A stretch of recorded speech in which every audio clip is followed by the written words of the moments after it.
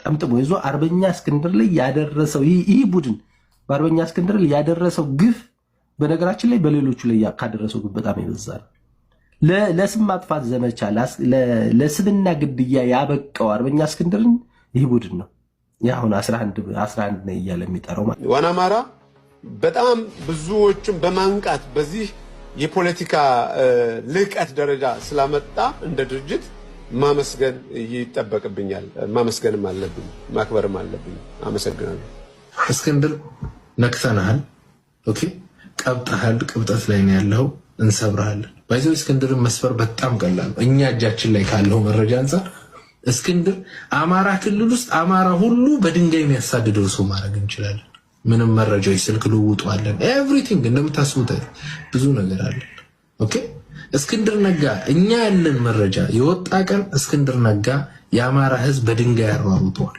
ኦኬ ስለዚህ ስለምናጠፋህ ስለምንሰብርህ ኳስ በመሬት አድርግ፣ ምንም ችግር የለም። በቃ እዛ ገብተሃል። ህዝቡ እኮ አይንህን ስለሚከተል ነው። ስለዚህ ሁለታችን ነው እኛ ነን የሚናገራለሁ።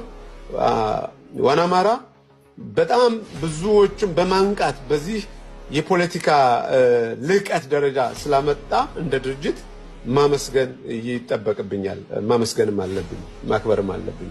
አመሰግናለሁ። የሚያመጡላችሁ ሰው ነው። አሁን ለምሳሌ ታላቁ ምናምን ብለው ሰው ነው የሚክቡላችሁ። ያንን ሰው ከአቅም በላይ ፕሮፓጋንዳ ይሰራለታል። እዛ ሰው ላይ ያጠነጠነ ነገር ነው። በቃ ቅዱስ ይባላል፣ ንጉስ ይባላል፣ ታላቅ ይባላል። የማይባለው ነገር የለም ያ ሰው። ከዛ አንተ ያን ሰው ተወደዋለህ። ምን አድርጎልህ ነው የምትወደው? አታውቀውም። ቅዱስ ይባላል፣ ታላቁ ይባላል። ምን ሰርቶ ነው ታላቅ የሆነው? ጋይስ ሰምታይምስ እኮ መጠየቅ መቻል አለብን። እስቲ ምን አድርጎ ነው ታላቅ የሆነው? ማለት በዚህ ደረጃ እኮ ሰው ሊያታልለን አይገባም። አንዳንድ ጊዜ ነቃ ማለት አለብን። ምን ሆኖ ነው ታላቅ የሆነው? ምን አድርጎ ነው ታላቅ የሆነው? ሲታሰር ሲፈታ ከሆነ አንድ ሌባም ይታሰራል፣ ይፈታል። ለመታሰር ለመፈታት ለኔ የሚጠቅመኝ ምን አድርጎልኝ ነው የታሰረው የተፈታው?